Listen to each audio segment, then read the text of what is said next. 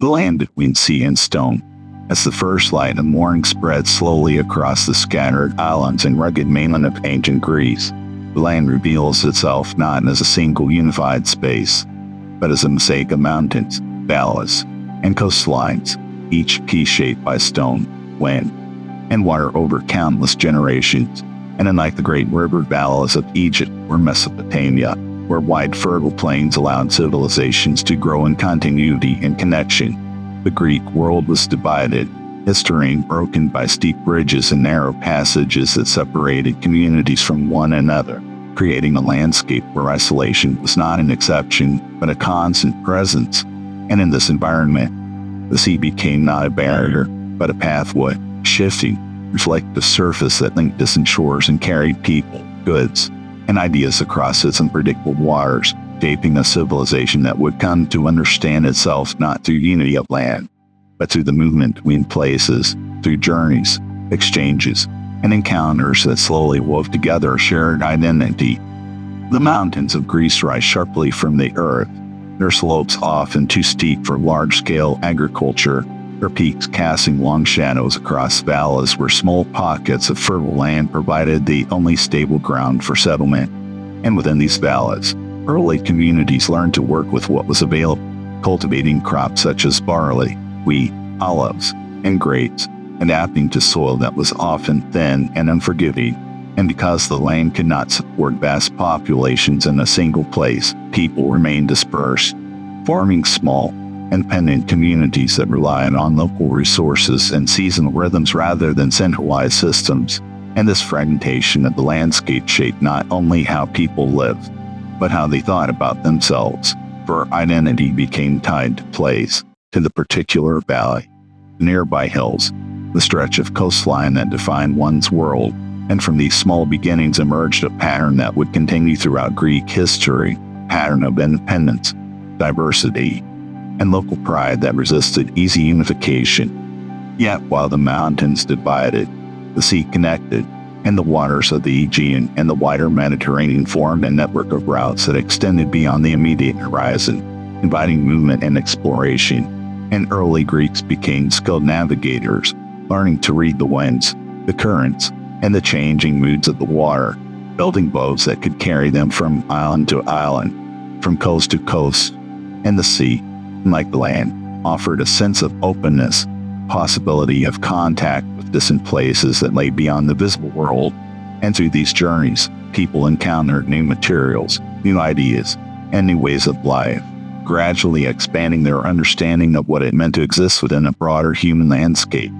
And in this way, the Greek world was shaped by a dual experience, one of separation on land and connection through water, a balance that would influence its culture, its politics, and its sense of identity for centuries to come. The climate of Greece also played its role in shaping daily life, for the long, dry summers and mild, wet winters created a rhythm of activity that guided agriculture, travel, and settlement. And unlike regions where rivers provided consistent irrigation, the Greek landscape depended on rainfall and careful management of limited resources. And this encouraged a way of life that valued moderation, planning, and adaptation, for excess could not be sustained, and survival depended on understanding the limits of the land. And over time, this awareness fostered a mindset that emphasized balance, not only in practical matters, but in thought and philosophy, as people came to see the world not as something to be dominated,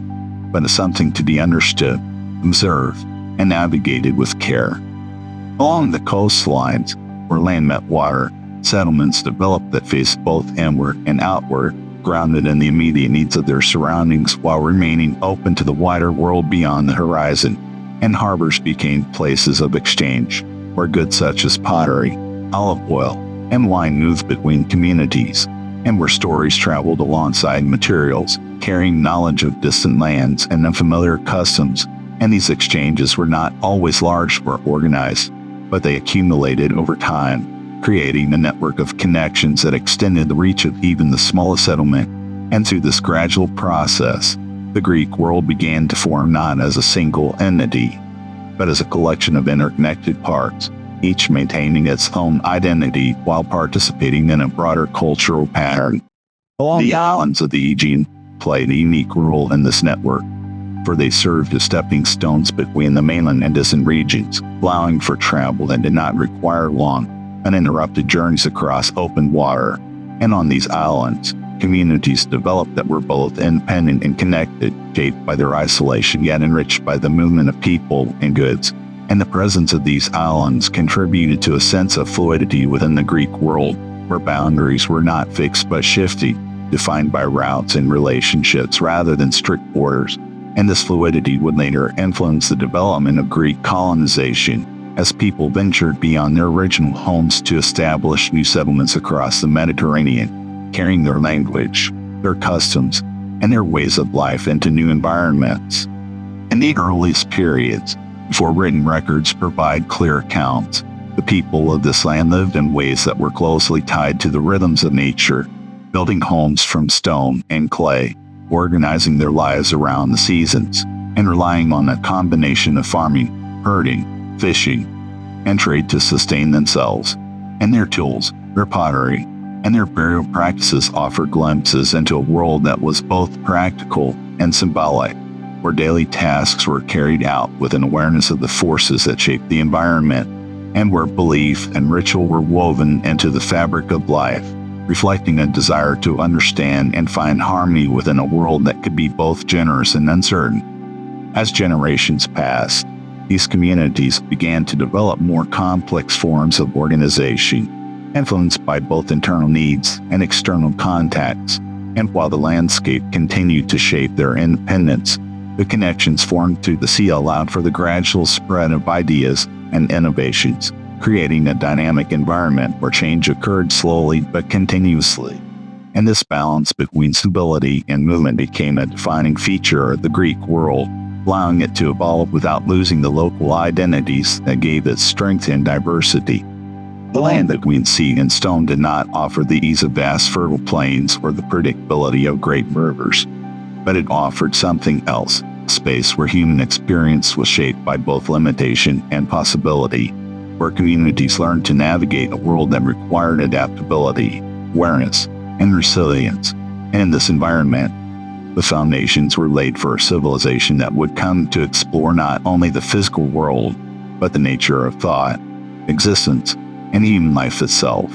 And though these early communities could not have foreseen the ideas and achievements that would emerge from their world, their way of living, shaped by the contours of the land and the openness of the sea, created the conditions for a culture that would leave a lasting imprint on human history. In a quiet interplay between mountain and water, isolation and connection, necessity and exploration, the Greek world took shape, not as a single, unified entity, but as a collection of voices, each grounded in its own place yet linked through shared experience. And from this landscape, where boundaries were both real and permeable, where journeys were as important as destinations, a civilization began to form that would seek to understand the world not only through survival, but through inquiry, reflection, and the endless search for meaning. And it is here, in this land between sea and stone, that the story of ancient Greece begins, carried forward by the steady rhythm of waves against the shore and the enduring presence of stone beneath the sky. Before the ideas of philosophy, democracy, and reason came to define the Greek world, there existed earlier societies scattered across the islands and coastal regions of the Aegean, communities whose lives were shaped by the same waters and winds, yet whose cultures unfolded in ways that hinted at a more complex and interconnected world. And among these early civilizations, he would leave the deepest imprint on the foundations of Greek history, the Minoans of Crete and the Mycenaeans of the mainland. And though their voices come to us not through clear written narratives, but through the fragments they left behind, their cities, their art, their tools, and their ruins speak quietly of a world that existed before memory fully formed, a world that rose, flourished, and eventually faded, leaving traces that would shape what followed. The island of Crete, positioned at the center of the eastern Mediterranean, became home to the Minoans, peoples whose civilization developed through its relationship with the sea.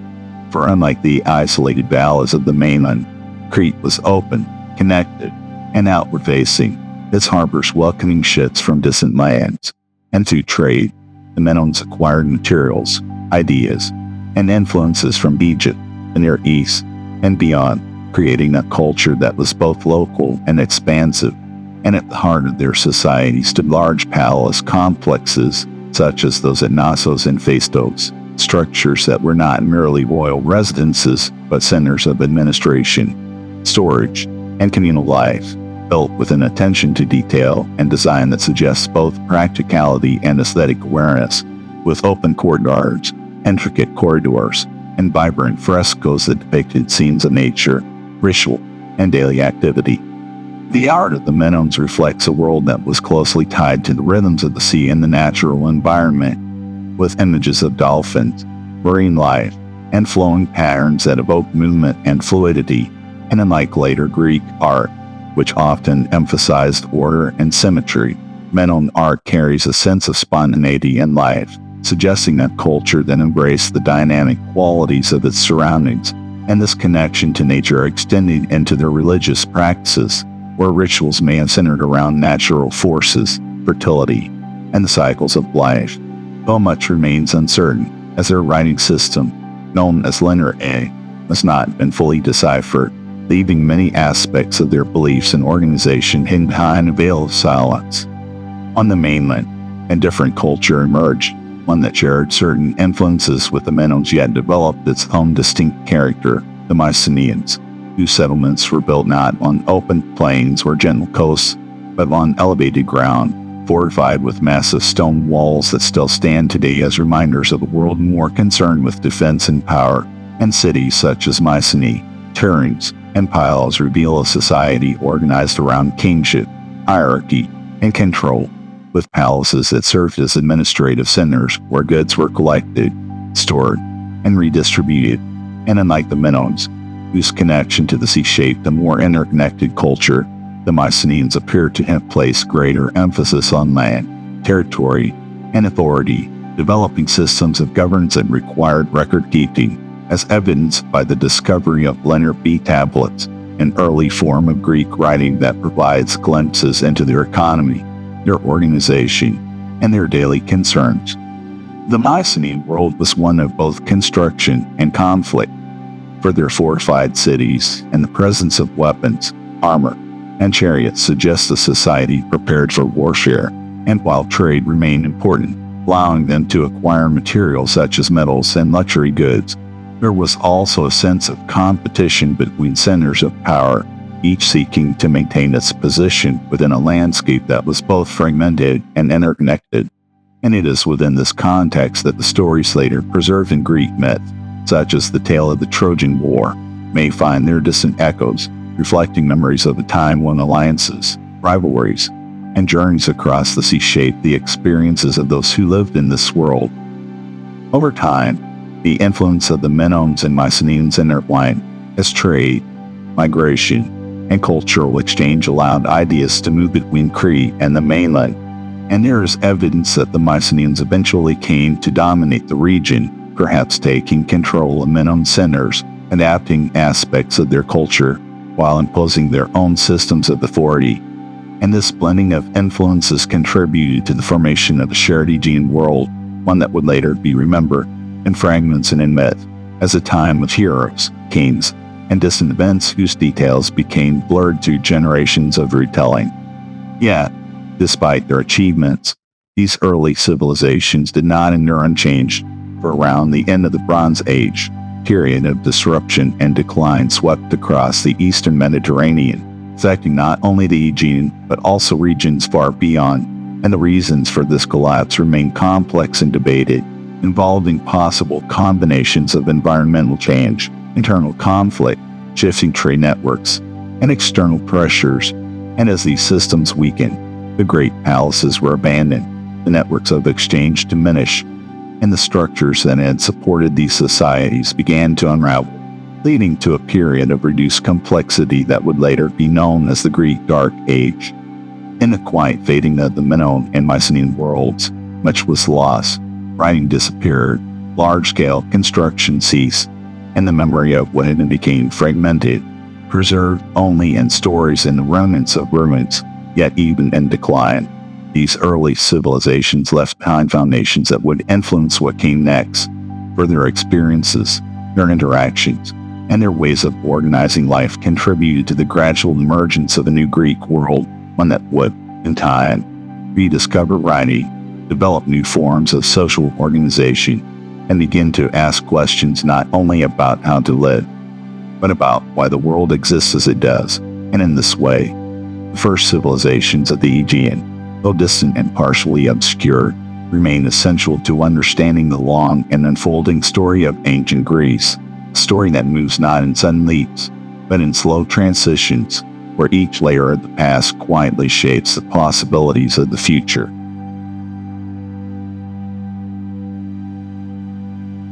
As the structures of the earlier Aegean world slowly gave way,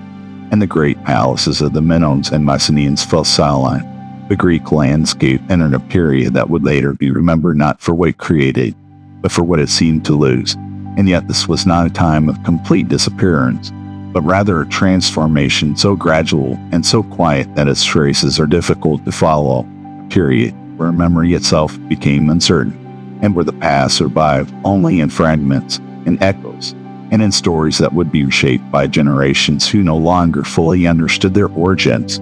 The collapse of the Bronze Age did not arrive as a single event,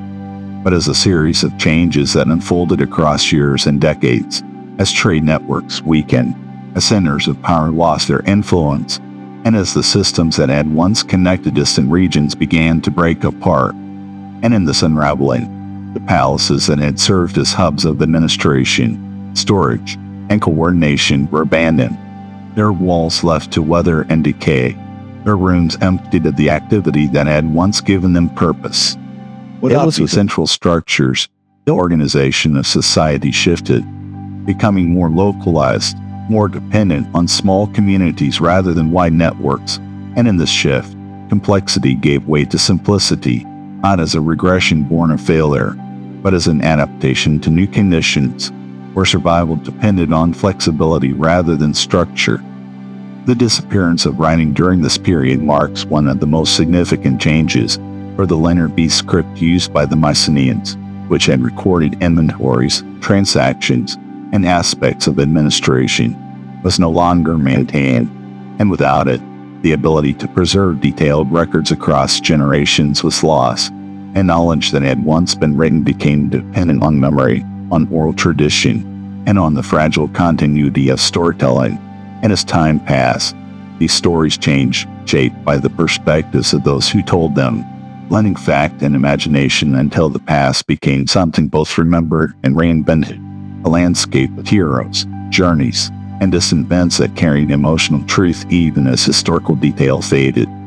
This reliance on oral tradition created a different relationship with the past, one that was fluid rather than fixed, where memory was not preserved in exact form but adapted to the needs of the present, allowing each generation to reinterpret what had come before. Life during this period became more centered on the immediate environment, on the land, the seasons, and the needs of daily survival, and settlements grew smaller, often consisting of simple structures built from materials that were readily available: stone, wood, and clay, arranged in ways that reflected practicality rather than grandeur. And while these communities lacked the monumental architecture of earlier times, they were not without order or meaning, for within their modest scale, systems of cooperation, kinship, and shared responsibility continued to guide behavior, ensuring that even in the absence of large institutions, society remained stable and functional. The tools used during this era also reflect a shift, as iron began to replace bronze in many applications, a change that carried both practical and symbolic significance, for iron was more widely available and could be produced without reliance on long-distance trade networks, allowing communities to become more self-sufficient. And this transition, though gradual, contributed to a new technological foundation that would support future development. The landscape of Greece itself played a role in shaping this period of transformation, for the same mountains and valleys that had always divided communities now reinforced their independence, limiting interaction and encouraging the development of local traditions that could vary significantly from one place to another. And while the sea remained a potential pathway for connection, the reduction in large-scale trade meant that fewer journeys were undertaken, and the sense of a wider, interconnected world became less immediate, replaced by a focus on the familiar, the known, and the local. And yet, even in this relative isolation, ideas continued to move, slowly and subtly, carried by travelers, by small exchanges, and by the persistent human desire to explore beyond immediate boundaries. Burial practices from this period offer insights into how people understood life and death in a time where the structures of earlier belief systems were no longer clearly maintained. And while the elaborate tombs of the Mycenaean era were no longer constructed, simpler forms of burial continued, often accompanied by modest goods that suggested beliefs in some form of continuity beyond death. And these practices, though less grand, indicate that the need to find meaning in existence, to understand one's place within the cycle of life, remained constant even as the outward expressions of that understanding changed. Rituals, too, continued, though in forms that are more difficult to trace, embedded within daily life and local customs rather than centralized institutions, reflecting a world where belief was personal, immediate, and closely tied to the environment. Over time, this period of reduced complexity allowed for a kind of cultural reset, where new ideas could emerge without the constraints of established systems, and it is within this context that the foundations for later Greek society began to take shape. For as communities adapted to their conditions, they developed practices and perspectives that would influence the structures of the future, including new forms of social organization, new approaches to resource management, and new ways of understanding identity and belonging. And although the absence of writing limits our ability to see these developments in detail, the archaeological record suggests a gradual increase in stability, in population, and in interaction, indicating that this was not a static or stagnant period, but one of slow and steady transformation. The reintroduction of writing, centuries later, would mark the end of this stage and the beginning of a new phase in Greek history. But the world that emerged would not be the same as the one that had been lost, for it would carry within it the experiences of this intervening period, the lessons of adaptation, the emphasis on local identity, and the memory of past that had been reshaped through storytelling. And these elements would contribute to the development of a culture that valued both tradition and inquiry, that looked both backward and forward, seeking to understand its origins while exploring new possibilities. In this way, the age without memory was not an absence of history, but a different way of experiencing it, a time where continuity was maintained not through written records or monumental structures, but through the quiet persistence of daily life, through the passing of knowledge from one generation to the next, and through the stories that carried fragments of the past into the present. And though much remains unknown, this period stands as a reminder that even in times of uncertainty and change, human societies continue to adapt, to endure, and to create meaning, building the foundations for what is yet to come. And it is from this quiet transformation that the next chapter of the Greek world would begin to unfold, bringing with it new forms of organization, new ideas, and a renewed sense of connection that would shape the course of history for centuries to follow. One of the defining features of ancient Greece, the polis, form of organization that was not simply a city or settlement, but a community bound together by shared identity, shared space, and shared responsibility. And unlike the centralized kingdoms of earlier civilizations, where authority flowed from a single ruler across vast territories, the polis developed as a localized system shaped by the geography of Greece itself, where mountains separated regions and encouraged independence, and where each valley, each coastline, became the center of its own world. And within these spaces, people began to organize their lives in ways that reflected both practical needs and evolving ideas about belonging and participation. The polis was not defined only by its physical structures, its walls, its houses, or its public spaces, but by the people who lived within it and the relationships that connected them. And the sense of community was grounded in the idea of citizenship, a concept that would grow in importance over time, shaping how individuals understood their role within society. and to be a member of the polis was not merely to reside within its boundaries, but to participate in its life, to contribute to its decisions, and to share in its responsibilities. And this created a social structure that was both inclusive and exclusive, for while citizens held certain rights and duties, others, such as women, slaves, and foreigners, existed outside this framework, contributing to the functioning of the polis without fully sharing in its political life. And this balance between inclusion and exclusion would remain a central feature of Greek society, influencing its development and its limitations. The physical layout of the polis reflected its social and political organization, for at its center often stood the agora, an open space that served as a marketplace, a meeting place, and a focal point for public life. And here, people gathered not only to exchange goods, but to exchange ideas, to discuss matters of importance, and to participate in the daily interactions that define the community, and thereby structures such as temples, administrative buildings, and spaces for assembly provided settings for religious, political, and social activities, creating an environment where different aspects of life were closely connected. And above the city, often on elevated ground, stood the Acropolis, fortified area that served both as a place of refuge in times of danger and as a symbolic center, where temples and sacred spaces connected the community to its gods and a sense of identity. As these city-states developed, they did so in ways that reflected their unique circumstances, and no two polis were exactly alike, for each was shaped by its geography, its resources, and its history. And this diversity led to the emergence of different forms of governance, from monarchies and aristocracies to more collective systems where power was shared among groups of citizens. And these variations were not static, but evolved over time, as communities experimented with different approaches to leadership and decision-making, responding to internal pressures and external challenges. And this process of adaptation contributed to a dynamic political landscape, where ideas about power, authority, and participation were constantly being tested and redefined. Among the most well-known of these city-states were Athens and Sparta,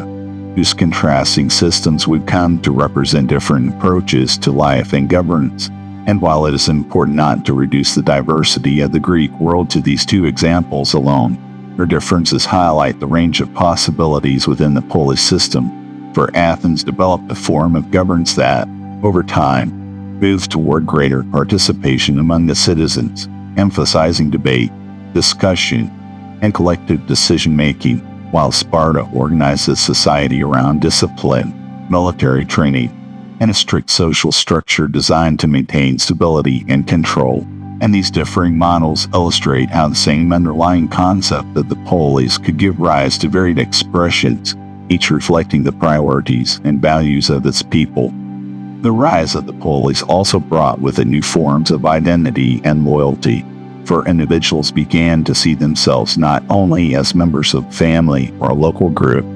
but as citizens of a particular city-state, and the sense of belonging was reinforced through shared rituals, festivals, and traditions that celebrated the history and the values of the community. And religious practices played an important role in this process, as each polis honored its own patron deities, building temples and holding ceremonies that connected the people to both the divine and to one another. And these practices helped to create a sense of continuity, linking past, present, and future within a shared cultural framework. At the same time, the independence of each polis meant the cooperation between city-states was not always easy, and while shared language, religion, and customs created a broader sense of Greek identity, political unity remained limited, and conflicts between polis were common, rising from competition over resources, territory, and influence. And yet, despite these divisions, there were also moments of cooperation, particularly in the face of external threats, when city-states recognized the need to work together to protect their shared interests. And these moments of unity, though often temporary, revealed the complexity of Greek identity, where local loyalty coexisted with a broader cultural connection. The development of the polis marked a significant shift in the organization of society, moving away from the large, centralized systems of the Bronze Age toward a model that emphasized local autonomy, participation, and shared responsibility, and the shift created the conditions for new forms of thought and expression, as individuals engaged more directly with the structures of their community, and as public spaces became arenas for discussion, debate, and decision-making. And in this environment, questions about justice, governance, and the nature of the good life began to emerge, laying the groundwork for the philosophical traditions that would later define Greek culture. Over time, the polis would become more than just a political structure. It would become a way of understanding the world, framework through which people interpreted their relationships with one another, with their community, and with the broader forces that shaped their lives. And this perspective would influence not only politics, but art, literature, and philosophy, creating a culture that placed a high value on participation, dialogue, and the exploration of ideas. And though the polis system would eventually face challenges and transformations, its impact would endure, shaping the development of Western thought and leaving a legacy that continues to be felt long after the original city-states have faded into history. In a gradual rise of the polis, we see the emergence of a society that was deeply connected to place, yet open to change, a society that balanced tradition with innovation, and that sought to organize itself not through the authority of a distant ruler, but through the collective actions of its members. And it is within this context that the next chapters of the Greek story would unfold, as the city-states continued to evolve, to compete, and to explore the possibilities of human organization and thought, building upon the foundations laid in this transformative period,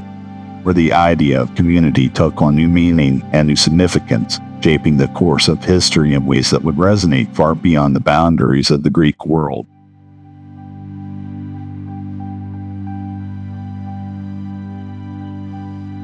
The city-states of the Greek world continued to grow and define themselves through their structures of governance and shared identity. The deeper rhythm of life unfolded not only in assemblies and public spaces, but within homes, fields, workshops, and narrow streets where the ordinary routines of existence shaped the true character of the civilization. And while history often remembers Greece through its thinkers, its conflicts, and its monuments, the greater part of life was lived quietly, through repetition, through labor, and through the steady passing of days that bound individuals to their families, their communities, and their surroundings, creating a world where meaning was found not only in grand ideas, but in the simple continuity of daily experience. The Greek home, modest in appearance and often built around an inner courtyard, served as the center of family life, a space that was both private and functional, where the boundaries between work, rest, and social interaction were closely intertwined. And these homes, constructed from materials such as stone, mud brick, and wood, were designed to respond to the climate, with thick walls providing shade from the heat of the day and retaining warmth during cooler nights. And within these spaces, family members carried out the tasks that sustained their lives, preparing food, weaving textiles, caring for children, and maintaining the household. And while the public life of the polis was largely dominated by men, the internal life of the home depended heavily on the labor and organization of women, whose responsibilities were essential to the functioning of both family and society, even if their roles were not always publicly recognized. Beyond the walls of the home, the landscape of daily work was shaped by the needs of survival and the resources available, and for many, this meant laboring in the fields, cultivating crops that were suited to the environment, such as barley, wheat, olives, and grapes, and these crops formed the foundation of the Greek diet, providing bread, oil, and wine, staples that sustained both the body and the social fabric. For meals were not only moments of nourishment, but occasions for gathering, for conversation, and for reinforcing bonds between individuals. And the work of farming followed the rhythm of the seasons, requiring careful attention to timing, to weather, and to the condition of the soil. And this connection to the land fostered a sense of awareness and respect for the natural world, where success depended not on control, but on understanding and adaptation. In addition to agriculture, Many Greeks engaged in craft and trade, producing goods that ranged from simple tools to finely decorated pottery, and workshops became places of skill and specialization, where artisans developed techniques that were passed down through generations, refining their crafts through practice and experience. And pottery, in particular, became both a functional and artistic expression, with vessels used for storage, cooking, and transport often adorned with scenes that depicted aspects of daily life, myth, and ritual, providing a visual record of the world as it was experienced by those who created them. And through trade, these goods traveled beyond their place of origin, linking different communities and contributing to the exchange of ideas and materials across the Greek world and beyond. The agora, the central gathering place of the polis, played a vital role in daily life, serving as both a marketplace and a social hub where people came together to buy, sell, and interact. And here, the boundaries between economic activity and social engagement were fluid as conversations unfolded alongside transactions and news, opinions, and stories circulated among those who gathered, creating a dynamic environment where the life of the community was continuously shaped and reshaped through interaction. And it was within these spaces that the idea of public life took on meaning, as individuals engaged not only in trade, but in the shared experience of belonging to a larger whole. It was within the structure of Greek society was not equal, and beneath the visible layers of citizens and families existed a significant population of slaves, individuals who carried out much of the labor that allowed others to participate in public life. And slavery, though a common feature of many ancient societies, played a particularly important role in the Greek world, supporting agriculture, domestic work, and skilled labor. And while slaves were considered property rather than citizens, their presence shaped the economic and social systems of the polis, creating a foundation upon which other forms of activity could develop. And this aspect of Greek life reminds us that the ideals of participation and community were limited, extended to some while excluding others, reflecting the complexities and contradictions within the society. Education and upbringing also formed an important part of daily life, particularly for boys who were expected to grow into citizens capable of contributing to the polis. And learning involved not only practical skills, but also the development of character, discipline, and an understanding of social responsibilities. And in some city-states, such as Sparta, this process was highly structured and focused on physical training and obedience, preparing individuals for a life centered on military service, while in others, such as Athens, education placed greater emphasis on intellectual development, including reading, writing, music, and philosophy, reflecting different values and priorities within the Greek world. And through these systems, each generation was shaped according to the needs and ideals of its community. Religious practices were woven into the fabric of daily life, not confined to temples or special occasions, but present in the routines and rituals that marked the passage of time. And offerings were made to the gods in homes and public spaces. Festivals were celebrated with music, dance, and sacrifice, and the presence of the divine was felt in both ordinary and extraordinary moments, creating a sense of continuity between human life and the larger forces that were believed to govern the world. And this integration of belief into daily practice reinforced the idea that life was not separate from the sacred, but deeply connected to it. Leisure and social interaction also played a role in shaping the experience of daily life. For while much time was devoted to work, there were also moments of rest, gathering, and of shared activity. And in some contexts, particularly among the elite, symposia provided opportunities for conversation, music, and reflection, where participants discussed ideas, shared stories, and explored questions about life, morality, and the nature of existence. And these gatherings, though limited to certain segments of society, contributed to the development of a culture that valued dialogue and the exchange of ideas, creating spaces where thought could flourish alongside social interaction. The experience of daily life in the Greek world was thus a balance of necessity and expression, labor and reflection, of individual roles and collective identity. And while the structures of the polis provided a framework for organization, it was within the routines of everyday existence that the deeper character of the civilization was formed, shaped by the countless actions of individuals whose lives, though often unrecorded, contributed to the continuity and development of their society. And through these daily rhythms, the Greek world sustained itself, not only through grand achievements, but through the quiet persistence of ordinary life,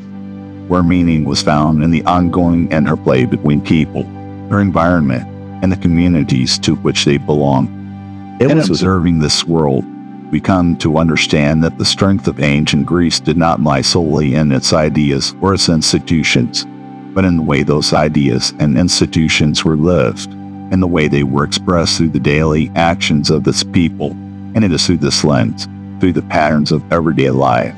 that we begin to see the full depth of the civilization, a world that was as much about the small and the familiar as it was about the grand and the remembered. And it is within this balance that the story of Greece continues to unfold, carried forward by the lives of those who lived it, one day at a time.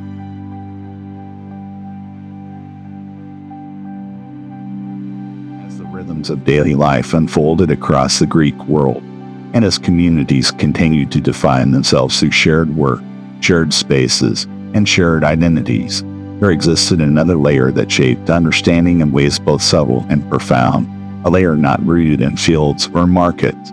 but in belief, in story, and in the quiet attempt to understand forces that lay beyond immediate experience. And in this world, the gods were not distant or abstract figures removed from human life, but present, active, and deeply intertwined with every aspect of existence, shaping not only how people explain the world, but how they lived within it, how they understood fortune and misfortune,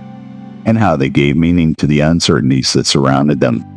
The Greek understanding of the divine was not centered on a single, all-encompassing force, but on a pantheon of gods and goddesses, each associated with different aspects of life, nature, and human experience. And these figures, though powerful, were not entirely separate from humanity, for they were imagined with human qualities, emotions, and desires capable of anger, joy, jealousy, and compassion. And this closeness between the divine and the human created a world where the boundaries between the two were fluid, where the gods could intervene in human affairs, and where human actions could attract the attention, favor, or displeasure of the divine. And through this relationship, the Greeks found a way to interpret the events of their lives, to see patterns within uncertainty, and to place themselves within a larger framework of meaning. Among these deities, certain figures held particular significance, not only because of their power, but because of the roles they played in shaping the understanding of the world. And Zeus, often seen as the ruler of the gods, was associated with the sky, with thunder, and with the maintenance of order, embodying a force that governed both the natural and the moral realms, while Athena represented wisdom, strategy, and the protection of the city, offering a model of intelligence and balance that was valued within the polis. And Apollo, linked to light, music, and prophecy, reflected the connection between knowledge, harmony, and the unseen forces that guided the future. And these deities, along with many others, formed a system through which different aspects of life could be understood, each god representing a particular dimension of existence, and together they created a complex and layered vision of the divine. Temples and sanctuaries provided spaces where these beliefs could be expressed, where offerings could be made, and where rituals could be performed to maintain the relationship between the human and the divine. And these structures, often built in prominent locations, served not only as places of worship, but as symbols of the connection between the community and its gods, reflecting both devotion and identity, for each polis often had its own patron deity, figure who was believed to watch over the city, to protect it, and to guide its fortunes. And this connection reinforced the sense of belonging within the community, linking individuals to something greater than themselves, and providing a shared focus for ritual and celebration. Rituals themselves were an essential part of Greek religious life, carried out not only in temples, but in homes, in public spaces, and during festivals that marked the passage of time, and these practices were not merely formal or symbolic, but deeply embedded in daily life, shaping how people approached important moments, from birth and marriage to harvest and conflict, and offerings of food, drink, and sacrifice were made to honor the gods, to seek their favor, or to express gratitude, creating a continuous exchange between the human and the divine, where actions were guided by an awareness of forces that could not be seen but were believed to be ever present. Festivals brought communities together in celebration and reflection, creating moments where the ordinary routines of life were set aside, and where music, dance, and performance allowed for the expression of shared identity and belief.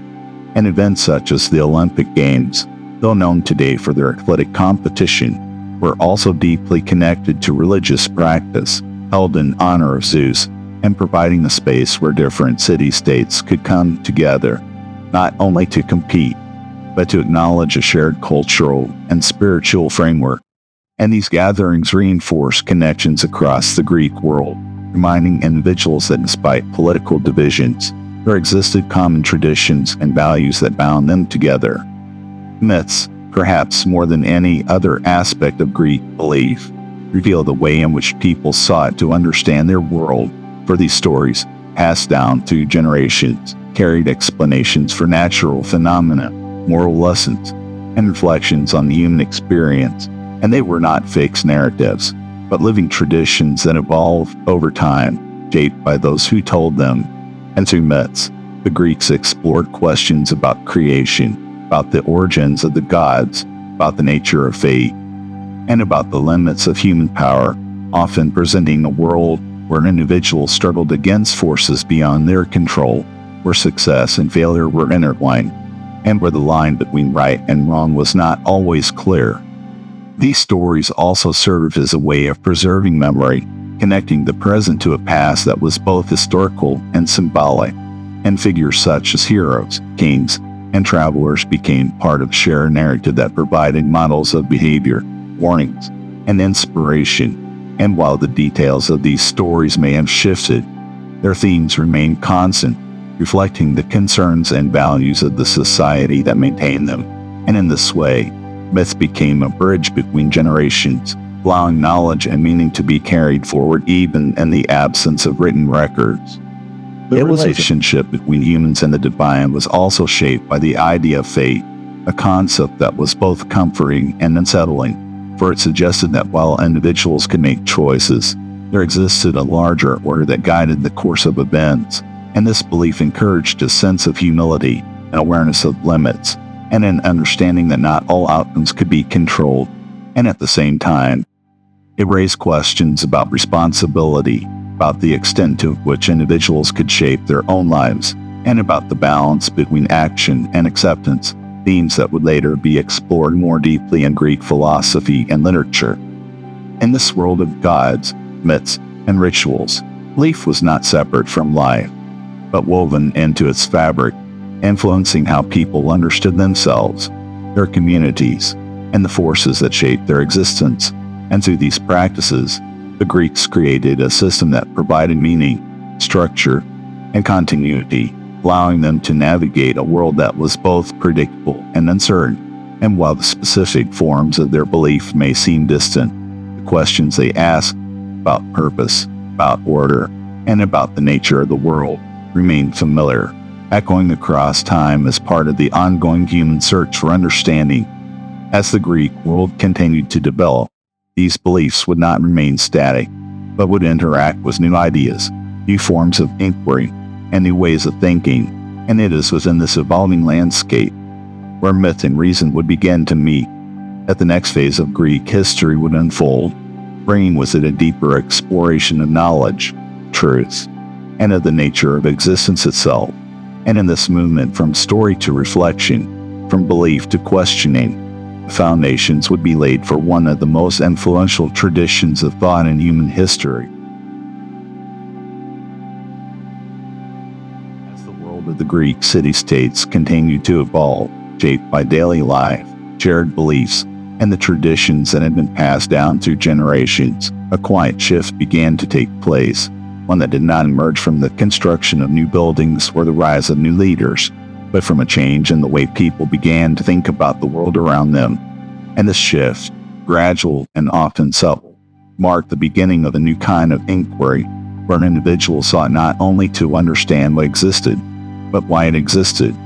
and how it could be explained through observation, reasoning, and reflection rather than solely through story and tradition. And in this movement, the foundations of philosophy began to take shape, transforming the Greek world into a place where questions themselves became as important as answers. It was at times myths had provided explanations for the origins of the world, the behavior of the gods, and the events of human life, offering narratives that connected the known and the unknown through imagery and symbolism.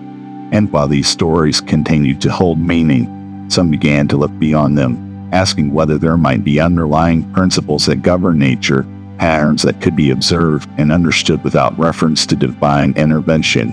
And among the earliest of these thinkers were those who sought to identify a fundamental substance or force from which all things emerged, suggesting that the complexity of the world might be traced back to simpler origins. And though their ideas varied, their approach marked a significant departure, for they attempted to explain the world through reason rather than through inherited belief, opening a path that would be explored and expanded by those who followed. These early philosophers, often referred to as the pre-Socratics, did not form a unified group or school, but were individuals working in different regions, sharing a common interest in understanding the nature of reality. And they observed the world with attention, considering the movement of the heavens, the behavior of matter, and the patterns of change that could be seen in everyday life. And through their observations, they proposed ideas that ranged from the suggestion that everything was composed of a single element, such as water or air, to the belief that change itself was the defining feature of existence. And while many of their conclusions would later be revised or replaced, their willingness to question established explanations and to seek rational understanding laid the groundwork for a new way of thinking. As this tradition developed, it began to move beyond the study of nature to consider the human experience itself, and questions about knowledge, ethics, and the nature of truth came to the forefront, leading to the emergence of figures whose influence would shape not only Greek thought, but the intellectual history of the world. And among these, Socrates stands as a central figure, not because he left behind written works, but because of the method he used, engaging others in dialogue, asking questions that challenged assumptions, and encouraging individuals to examine their own beliefs. And through this process, he demonstrated that understanding was not something to be accepted passively, but something to be actively pursued through questioning, reflection, and the willingness to confront uncertainty. Socrates' approach emphasized the importance of the examined life, suggesting that true knowledge required not only information, but self-awareness, and that individuals should seek to understand not only the world, but their own values, their own actions, and their place within the community. And this focus on ethics and personal responsibility marked a shift from earlier forms of inquiry, bringing philosophy into the realm of daily life. And though his methods were not always welcome, and ultimately led to his trial and death, this influence persisted through his students, who carried forward his ideas and expanded upon them. Among these students, Plato developed a system of thought that sought to explore the nature of reality, knowledge, and the ideal form of society, proposing that beyond the physical world, which is subject to change and imperfection, there exists a realm of perfect and unchanging forms, and that true knowledge involves understanding these forms rather than relying solely on sensory experience. And through his writings, Plato presented dialogues that examined complex questions, creating a framework that combined logical reasoning with imaginative exploration. And his work would become a foundation for later philosophical traditions. Aristotle, student of Plato, approached these questions from a different perspective, emphasizing observation and empirical study, and seeking to understand the world through systematic analysis. And his work covered a wide range of subjects, from biology and physics to ethics and politics, reflecting a belief that knowledge could be organized, categorized, and applied to different aspects of life. And through his efforts, Philosophy became not only a way of questioning, but a way of structuring understanding, providing tools that would influence scientific and intellectual development for centuries to come. The emergence of philosophy did not replace earlier beliefs, but existed alongside them, creating a complex intellectual landscape where myth and reason interacted, sometimes in harmony, sometimes in tension. And this coexistence allowed for a richness of thought, where different approaches could be explored, compared, and debated, and the spaces of the polis, particularly the agora, became places where these ideas could be discussed, where individuals could engage with one another, and where the pursuit of knowledge became a shared activity, contributing to the development of a culture that valued inquiry and dialogue. Education played an important role in this process, as individuals sought to develop the skills necessary for participation in public life, and the teaching of rhetoric, logic, and philosophy became part of the preparation for citizenship, reflecting the belief that understanding and communication were essential to the functioning of the community. And through this emphasis on learning, the Greek world fostered an environment where ideas could be exchanged, challenged, and refined, leading to a continuous process of intellectual growth. At the same time, the rise of philosophy also raised questions about certainty, about the limits of knowledge, and about the nature of truth itself. For as individuals explored different perspectives, they encountered the possibility that answers might not be fixed, but subject to interpretation and debate. And this awareness introduced a degree of humility, an understanding that knowledge is often provisional, and that the search for understanding is an ongoing process rather than a final destination. In this way, the birth of thought and philosophy represents not a single moment, but a gradual unfolding, a movement from acceptance to questioning, from tradition to inquiry, and from explanation to exploration. And through this movement, the Greek world developed a way of thinking that would extend far beyond its own time and place, influencing the development of science, ethics, politics, and education in ways that continue to shape human understanding. And it is within this tradition, where questions are valued as much as answers, that we find one of the most enduring legacies of ancient Greece, a legacy that invites us not only to learn, but to think, to reflect, and to seek understanding in a world that is always more complex than it first appears. As the Greek world continued to develop, and as new ways of thinking began to take root within the city-states, the question of how a community should govern itself became increasingly important. And within this question lay not only practical concerns about order and decision-making, but deeper reflections about fairness, responsibility, and the role of the individual within the collective. And it is in this context that one of the most significant developments in the Greek world emerged, a system that would later be known as democracy, not as a finished and perfect form, but as an ongoing experiment shaped by circumstance, debate, and the willingness to imagine new possibilities for organizing society. In earlier periods, power within the polis had often been concentrated in the hands of kings or small groups of elites, individuals whose authority was based on tradition, wealth, or lineage. And while these systems provided stability, they also created tensions, as those excluded from decision-making began to question the fairness of arrangements that limited participation. And over time, particularly in places such as Athens, these tensions led to reforms, gradual changes that sought to redistribute power and create a broader base of involvement among citizens. And this process did not happen quickly or without resistance, but unfolded over generations, shaped by conflict, compromise, and the changing needs of the community. The idea at the heart of democracy was simple yet profound, that citizens should have a voice in the decisions that affected their lives, and that governance should not be the exclusive domain of few, but a shared responsibility.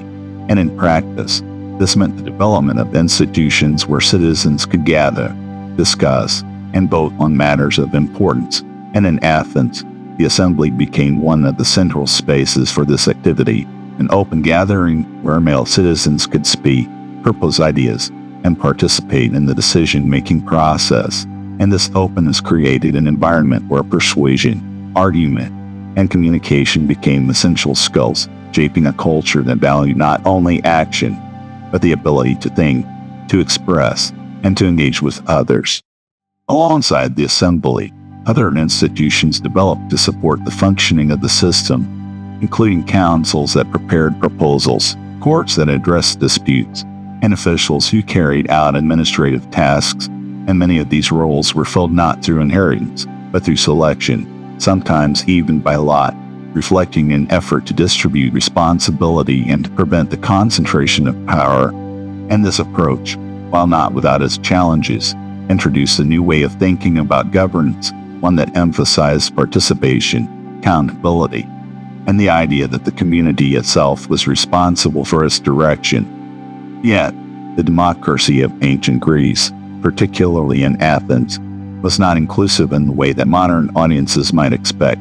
for the category of citizenship was limited, excluding women, slaves, and foreigners. And while these individuals contributed to the life and economy of the polis, they did not have a voice in its political decisions. And this limitation highlights the complexity of the system, for while it expanded participation among certain groups, it maintained clear boundaries that defined who could and could not take part. And these boundaries were shaped by cultural assumptions about roles, identity, and belonging, reflecting both the progress and the constraints of the time. The functioning of democracy depended not only on institutions, but on the active involvement of citizens, and this required a level of engagement that went beyond occasional participation, for individuals were expected to attend assemblies, serve on juries, and take part in processes that sustain the community. And this expectation fostered a sense of responsibility, encouraging citizens to think not only about their own interests, but about the well-being of the polis as a whole. And in this way, governance became a shared activity, a continuous process rather than a fixed structure, shaped by the contributions of many rather than the authority of a few. Debate played a central role in the system, as decisions were not made in silence, but through discussion, disagreement, and the weighing of different perspectives. And this emphasis on dialogue contributed to the development of rhetoric, the art of persuasion, as individuals sought to present their ideas in ways that would influence others. And while this created opportunities for thoughtful consideration, it also introduced challenges, as the effectiveness of an argument could sometimes depend more on skillful presentation than on truth, raising questions about the relationship between knowledge, persuasion, and power, questions that would continue to be explored in Greek philosophy and beyond.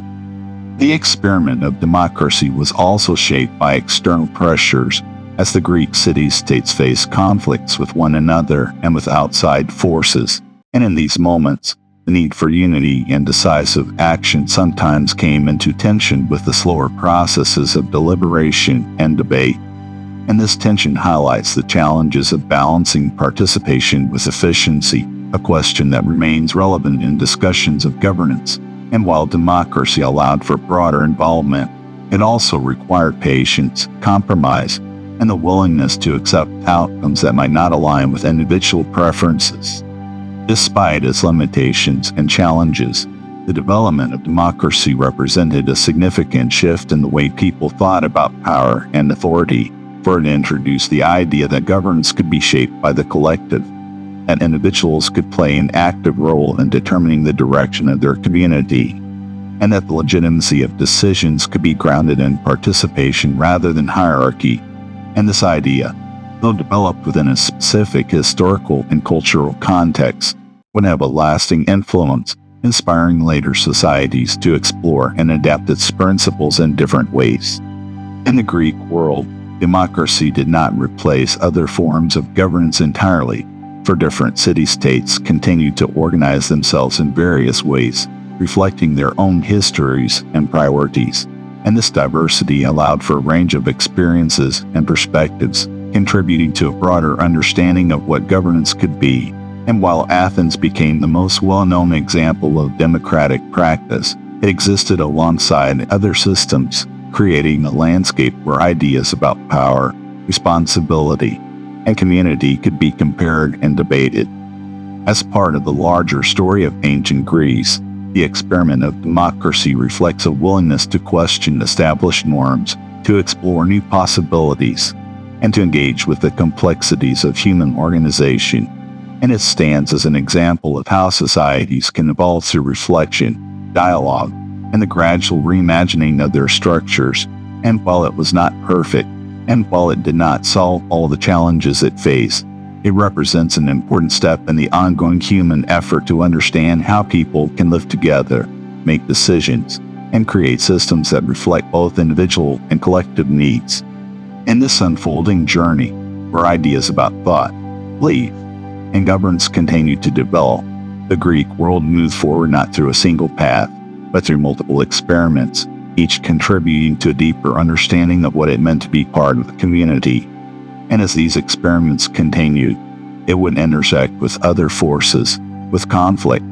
with creativity, and with expansion, shaping the next chapters of Greek history in ways that would further explore the possibilities and limitations of human society. And it is within this ongoing process, where questions remain open and answers are continually refined, that the legacy of Greek democracy finds its place as both an achievement and an invitation to further reflection. As the Greek city-states continued to grow in confidence and identity, and in their own systems of governance, the same independence that had shaped their development also carried within it the potential for conflict, for each polis, while sharing language, religion, and cultural traditions with others, remained deeply committed to its own autonomy, its own interests, and its own sense of pride.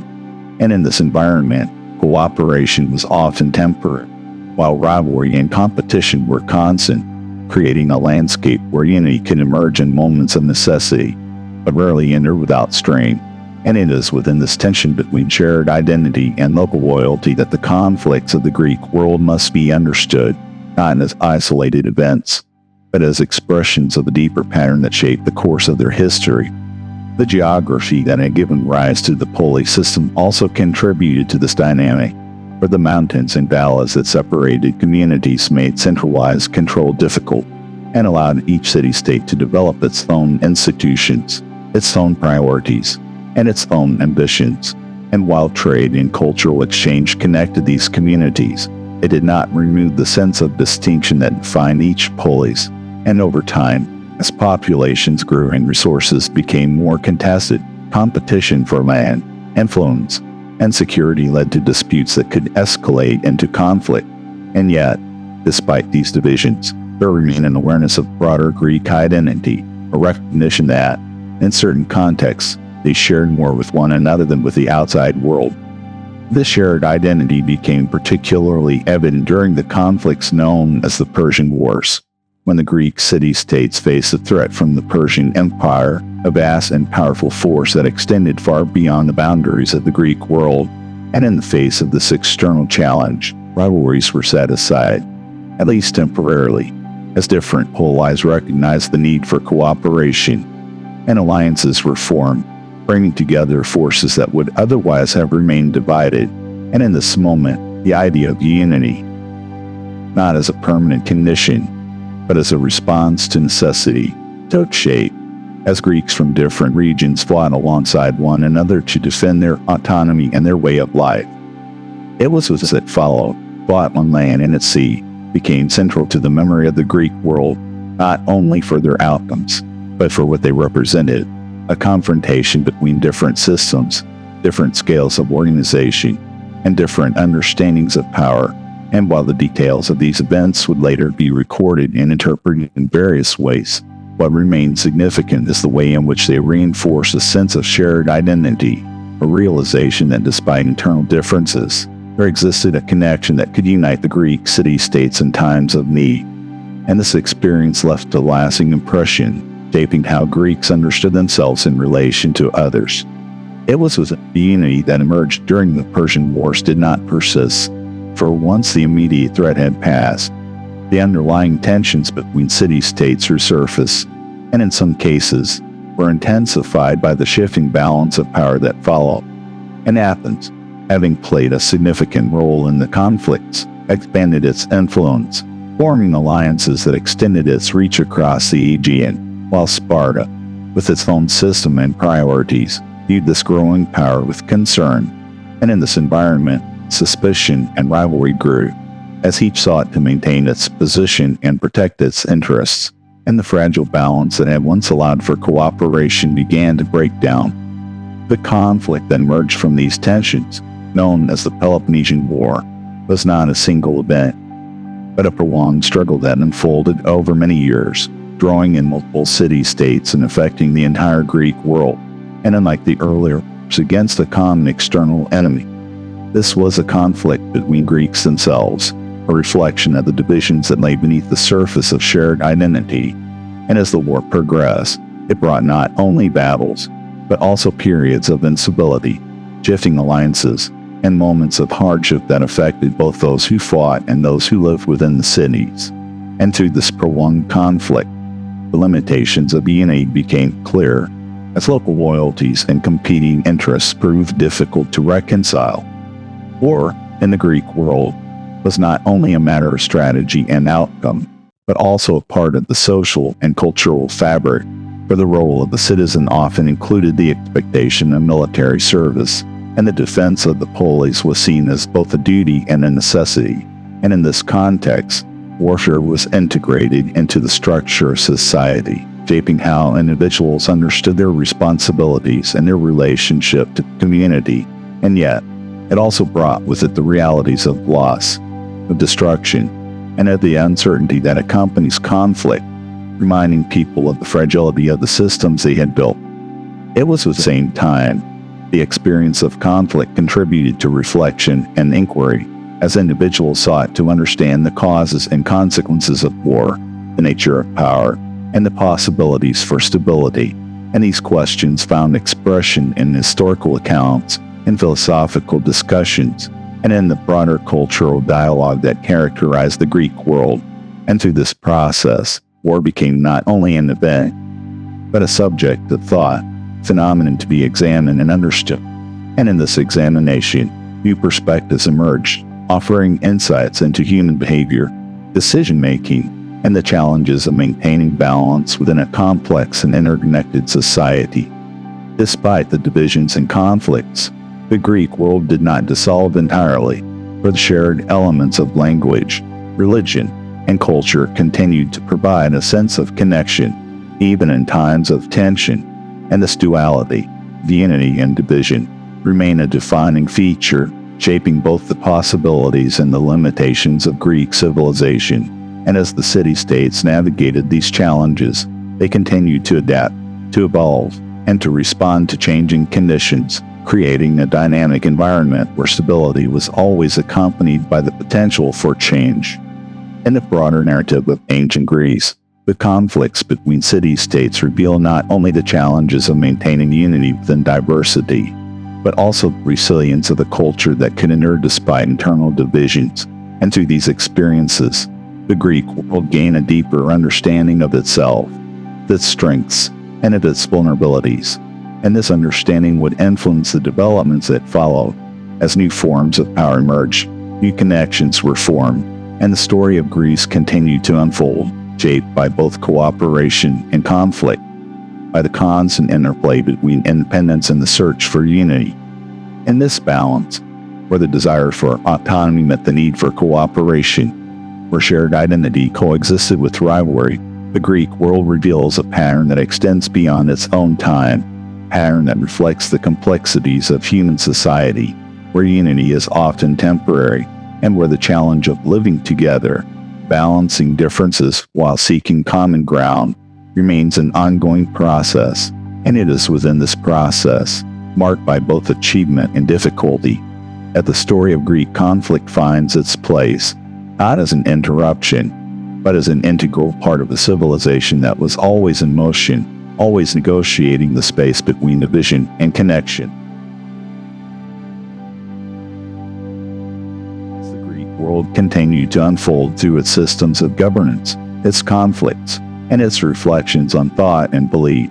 Another dimension of its civilization quietly took shape, one that did not seek to organize society or explain the nature of reality through argument, but instead sought to express human experience itself, to give form to emotion, to memory, and to the questions that could not always be answered through logic alone. And in this space, art, theater, and creative expression emerged not as separate from daily life, but as extensions of it, as ways through which individuals and communities explored what it meant to exist, to feel,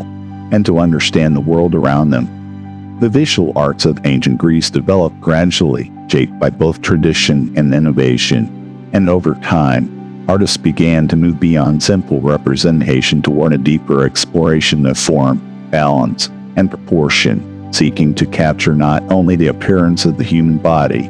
but its structure, its movement, and its harmony. And in sculpture, the search for balance became central,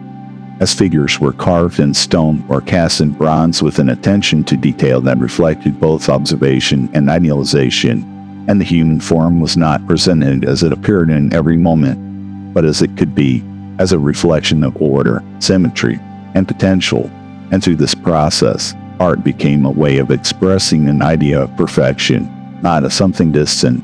but as something that could be approached through careful study and skill.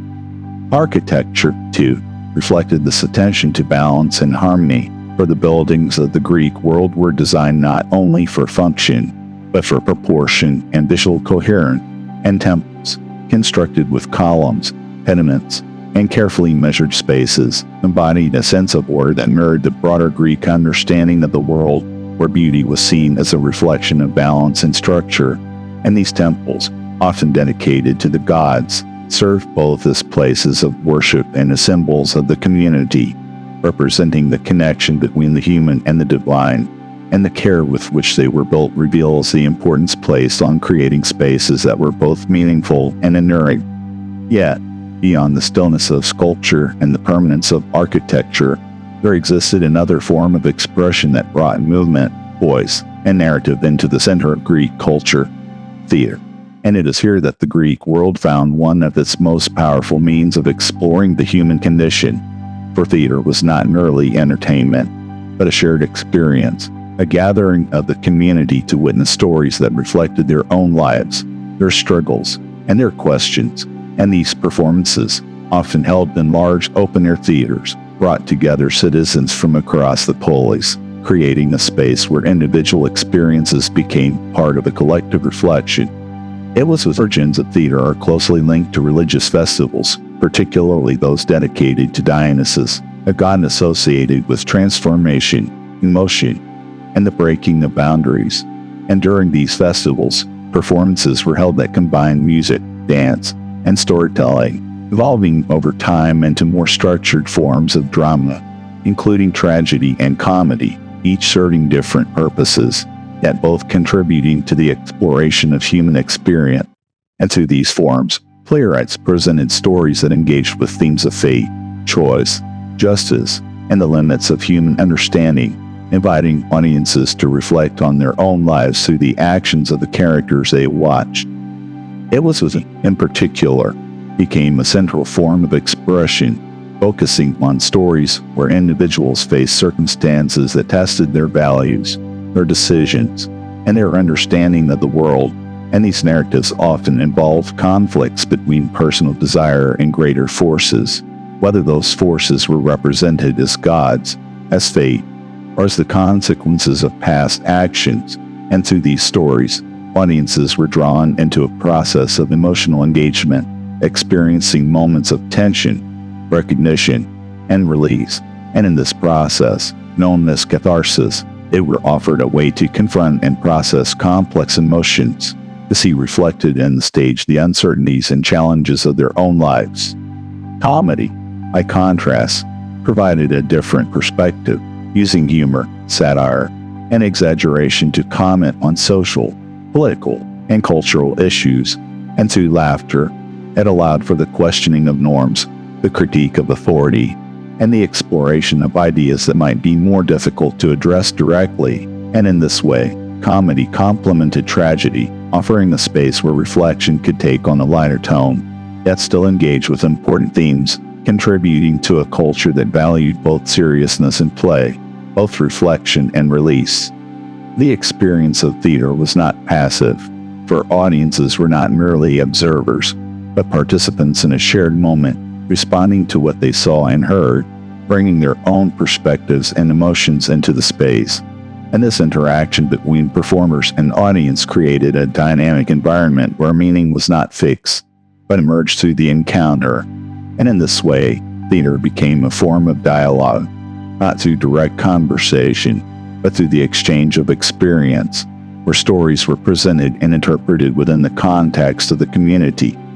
Music and poetry also played important roles in Greek culture, often intertwined with other forms of expression. And through song and verse, individuals explored themes of love, loss, heroism, and memory, creating works that could be performed, remembered, and passed down through generations. And these forms, like theater, provided a means of expressing what could not always be captured through practical or rational means, offering a space where emotion and imagination could find voice.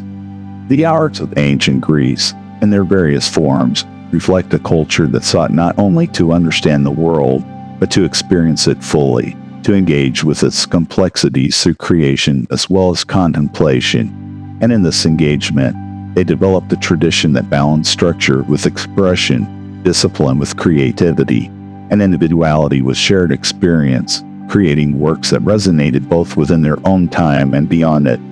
As the Greek world continued to evolve, these forms of expression would remain central, influencing not only their own society, but also those that followed, as ideas about beauty, performance, and the role of art in human life were carried forward, adapted, and reinterpreted. And in this continuity, we see how the creative expressions of ancient Greece contributed to a broader understanding of what it means to be human, offering insights that extend beyond their immediate context, and that continue to invite reflection and appreciation. In the quiet spaces of sculpture, in the measured lines of architecture,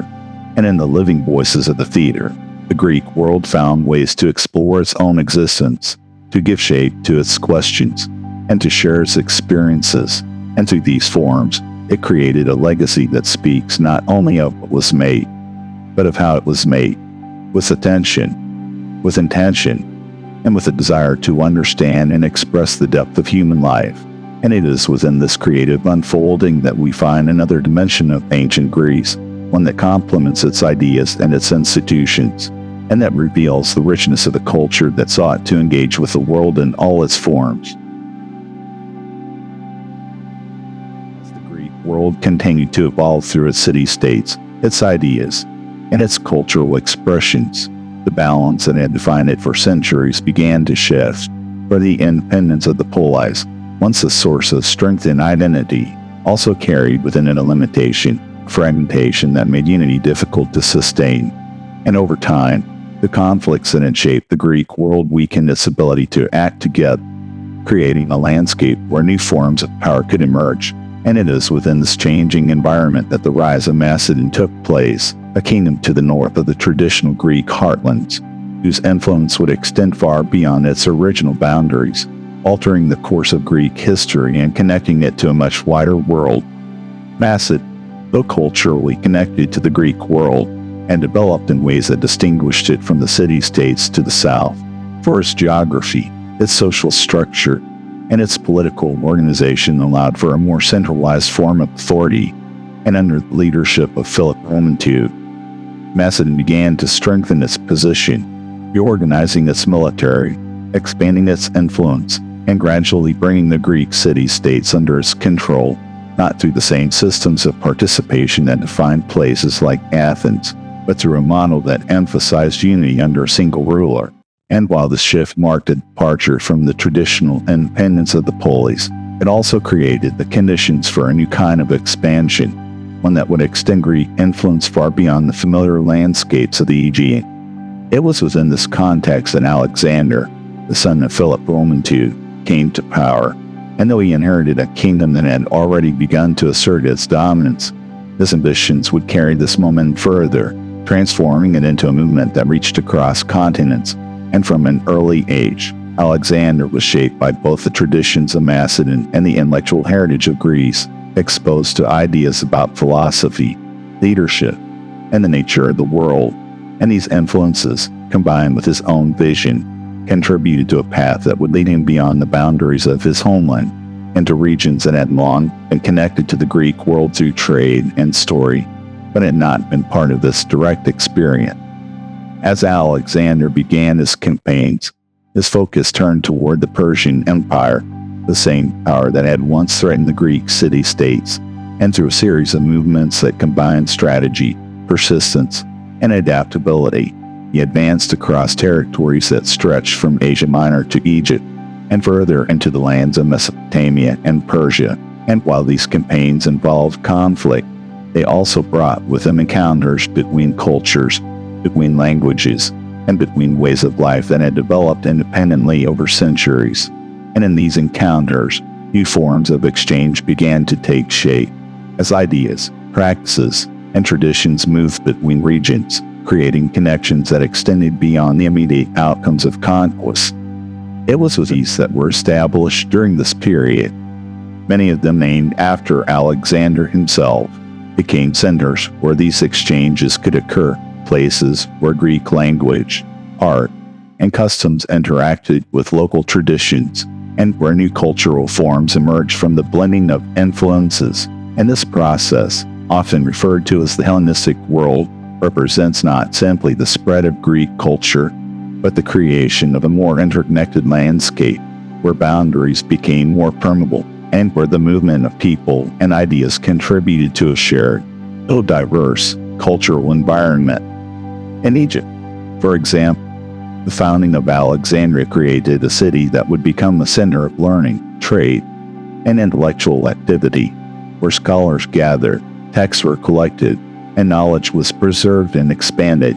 And in such places, the traditions of Greece were not simply maintained, but transformed through contact with other cultures, leading to developments in science, philosophy,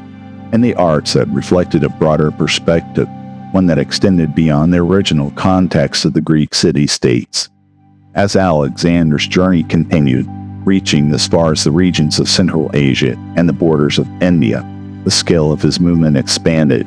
creating a network of connections that linked distant parts of the known world. And yet, this expansion also brought challenges for the vastness of the territories, the diversity of populations, and the complexity of maintaining control required new approaches to governance and organization. And while Alexander sought to integrate different regions through shared practices and respect for local customs, the sustainability of such a system depended not only on vision, but on the structures that would support it after his time. The end of Alexander's life came unexpectedly, and with it, the unified structure he had created began to fragment as his generals divided the territories among themselves, leading to the formation of separate kingdoms that continued to interact, to compete, and to develop within the broader framework of the Hellenistic world. And in this period, the influence of Greek culture remained strong, but it was now part of a larger tapestry, woven together with elements from many regions, creating a dynamic environment where ideas and traditions continued to evolve. It was with the Greek world itself. This period marked both an expansion and a transformation, for while the independence of the city-states diminished, their cultural and intellectual contributions spread across a much wider area, influencing regions far beyond their original boundaries. And this shift reflects a movement from a localized identity to a more expansive one, where the legacy of Greece became part of a broader human story, carried through the networks that had been established during this time. It was with Alexander, often remembered for his scale and ambition, can also be seen as part of this larger process, a moment in which the Greek world moved beyond its traditional limits, engaging with a wider landscape, and in doing so, contributing to a period of connection and exchange that would shape the development of many societies. And while the details of his campaigns are often highlighted, it is the lasting impact of these connections, the movement of ideas, the blending of cultures, and the creation of new possibilities that define the significance of this era. In the unfolding story of ancient Greece, the rise of Macedon and the expansion under Alexander represent a transition, a movement from the world of polis to a more interconnected system, where the boundaries that once defined communities became less fixed, and where the influence of Greek thought, art,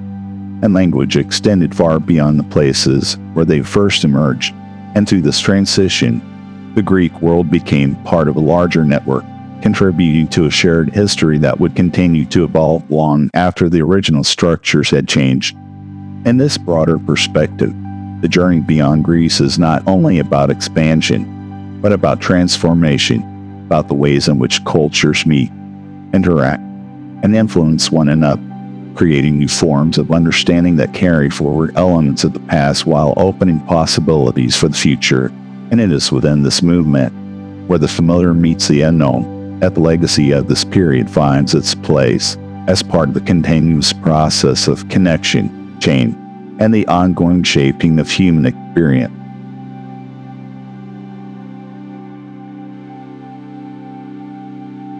As the centuries continued their quiet passage across the landscapes of the Mediterranean, and as the structures of the ancient Greek world gradually shifted, transformed, and in many places faded into new forms, what remained was not only the memory of cities, battles, or of rulers, but something more subtle and enduring, a collection of ideas, patterns of thought,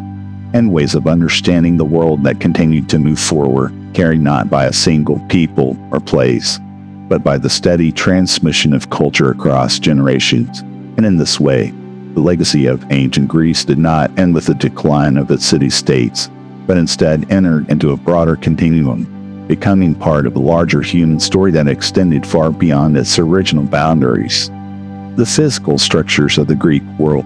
its temples, its theaters, its public spaces, were built with care and intention, and though time has worn them down, leaving only fragments of what once stood complete, these remains continue to speak, not only of the materials from which they were made, but of the ideas that shaped them, the emphasis on proportion, on harmony, on the relationship between space and experience. And in these structures, we see a reflection of a way of thinking that sought to align the human world with a sense of order, a desire to create environments that were not only functional, but meaningful. And this approach to design would influence later cultures, as the forms developed in Greece were adapted, reinterpreted, and integrated into new contexts, carrying forward the principles that had guided their creation. It was with the legacy of Greece extends far beyond its physical remains, for the ideas that emerged within its communities, the questions posed by its thinkers, and the systems developed within its city-states continued to shape the intellectual landscape of the regions that follow. And among these contributions, the development of philosophy stands as one of the most significant, for it introduced a way of engaging with a world that emphasized inquiry, dialogue, and the pursuit of understanding. And through the works of individuals such as Socrates, Plato, and Aristotle, a tradition was established that encouraged individuals to ask not only how things are, but why they are as they are, and what it means to live a good and meaningful life. These questions did not remain confined to the time in which they were first asked, but were preserved, studied, and expanded upon by later generations. And as the Roman world rose to prominence, many elements of Greek culture were absorbed and adapted, including its art, its literature, and its philosophical traditions. And through this process, Greek ideas became part of a broader cultural framework, influencing education, governance, and intellectual life across a vast region. And even as political structures changed, the underlying principles continued to resonate, shaping the ways in which people thought about knowledge, ethics, and the organization of society. It was with the governance itself, particularly the idea that citizens could participate in decision-making and authority could be shared and debated, also left a lasting impression. While the systems of ancient Greece were limited in their inclusion, excluding many members of society, they nonetheless introduced models that would be revisited and reimagined in later periods, and the idea that governance could be discussed, examined, and shaped through collective participation became an important element in the development of political thought, influencing systems that would emerge long after the original city-states had changed. It was with literature, the stories of ancient Greece, its epics, its dramas, and its poetry, continued to be read, performed, and adapted, carrying forward themes that remain relevant across time, themes of heroism, conflict, love, loss, and of the search for meaning. And through these narratives, individuals in different eras found connections to their own experiences, recognizing in the stories of the past reflections of their own lives. And in this way, literature became a bridge, linking generations through shared human concerns, and allowing the voices of ancient Greece to continue speaking in new contexts. The influence of Greek art and aesthetics also persisted, shaping not only the forms of later works, but the underlying principles that guided their creation, and the emphasis on balance, proportion, and the careful observation of the natural world became part of the tradition that extended into the Roman period, into the Renaissance, and beyond, influencing how artists approached their work and how they sought to represent the human experience. And through this continuity, the visual language developed in ancient Greece continued to evolve, adapting to new materials, new techniques, and new ideas, while maintaining a connection to its origins.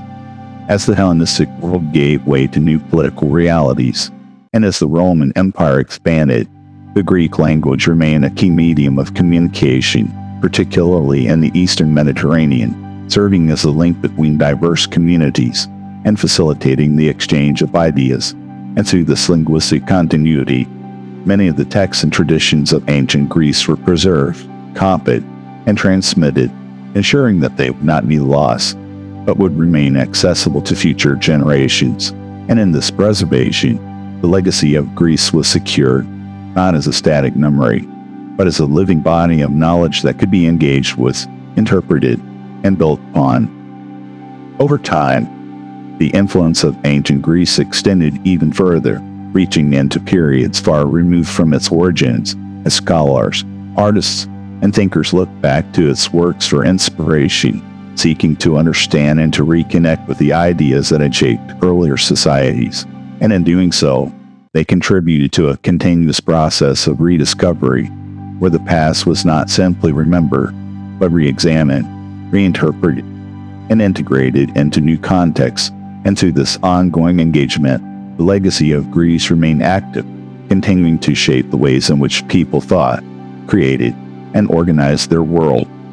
In reflecting on the story of ancient Greece, it becomes clear that its significance lies not only in the events that took place within its boundaries, but in the ways in which those events, those ideas, and those creations continue to influence the broader course of human history. And in this sense, Greece can be understood not as a closed chapter, but as an open thread, one that continues to weave through the fabric of human experience, connecting past and present through shared questions and shared understandings. It was within scapes where these ideas first emerged. The hills, the valleys, the coasts, and the islands still exist, shaped by the same natural forces that influenced the lives of those who once lived there.